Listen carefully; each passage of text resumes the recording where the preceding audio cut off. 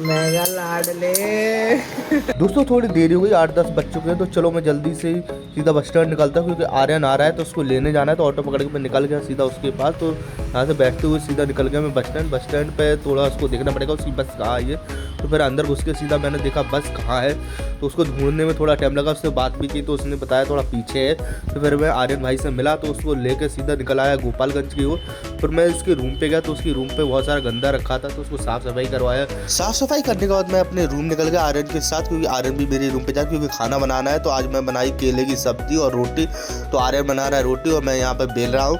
तो हम दोनों जल्दी से बनाते हो फिर खाते। फिर हम लोगों ने खाई, टेस्ट किया तो बहुत अच्छी सब्जी बनाई थी केले की। फिर उसके बाद शाम को निकल कर हम लोग चौपाटी पे फिर हम लोगों ने कुछ खाया, चाय वगैरह। चौपाटी से आते हुए दिखा के रोड गिर रहा है, ये गोपालगंज भारत चौक वाला रोड गिरा। उसके बाद मैं आके अपना पढ़ाई बैठ गया, एग्जाम आ गए तो ओएस पढ़ा मैंने। आज का व्लॉग पसंद आया तो लाइक करें और इंस्टाग्राम पर दिख रहा है तो फॉलो करना ना भूलिएगा।